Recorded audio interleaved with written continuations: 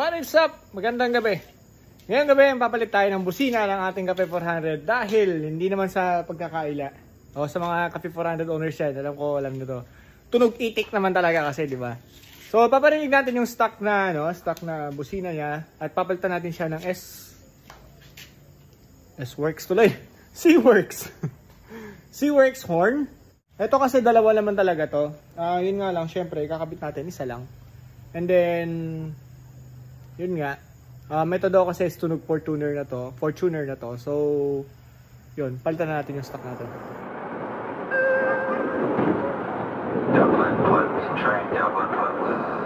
At syempre, isa lang ilalagay natin. Kung papansin niyo ito, may H stands for high. High pitch yun, kumbaga. And then, meron ding L for low. Talagay siguro natin dito is yung low. Or subukan na rin lang natin silang dalawa at least para marinig niyo. And then, pa-comment down below kung ano mas maganda. Either yung high or yung low. Syempre, paparinig ko sa inyo muna yung stock na busina niya and compare natin mamaya yung saan ito? Yung lalagay natin na bago. Ito yung stock na tunog ng busina niya. Tanggalin na natin muna. Of course, using number 10. Madali lang naman to eh.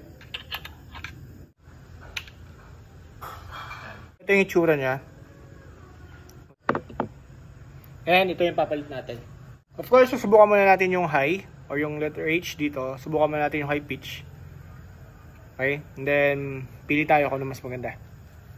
So, ito yung H or high.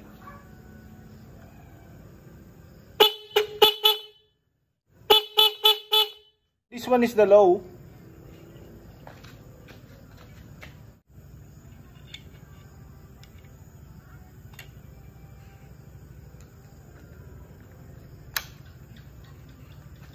So, ito yung low.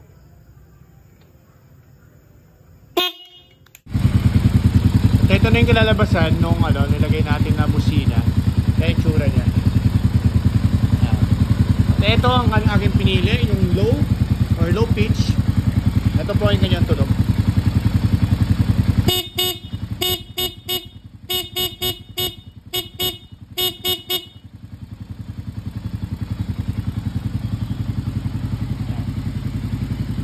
So para sa akin kasi mas okay yun kaysa dun sa high pitch na una natin nilagay. Actually yun, nilalagay ko talaga dito sa may sa tricycle ko. And then this one, mas para kasing mas tunog kotse itong dating netos para sa akin eh. Okay, patayin ko muna yun sa akin eh.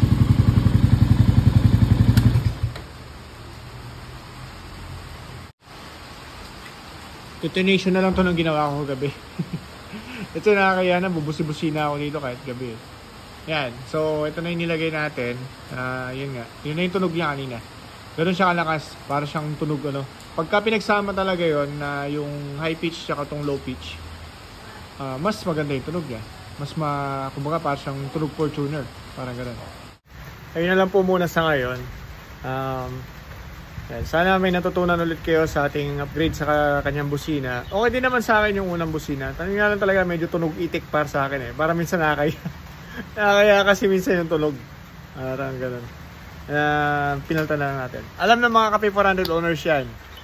Though pwede mo naman siyang talagang timplahin. Pwedeng i-low pitch, i-high pitch. Pero para sa akin pangit talaga eh. Hindi, siguro kanya-kanyang lang naman talaga. Kanya-kanyang preference naman kung ano mas maganda at pangit sa atin. Basta yun, para sa akin pangit talaga. Yun, maraming salamat po ulit sa panonood. And available na po pala ulit ang ating t-shirt. Ipopost ko po sa aking Facebook page. Sa mga hindi pa po nakapag-like and follow sa ating Facebook page, ito po yun.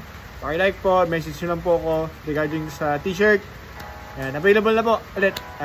Size medium, large, XL, double XL, and triple XL. Yan. Kaso yung white talagang medyo mahirap po kasi maghanap ng supplier ng white. And hindi pa rin ako makakuha. Yun na lang po muna sa ngayon. Maraming salamat. And have a good day. God bless us all.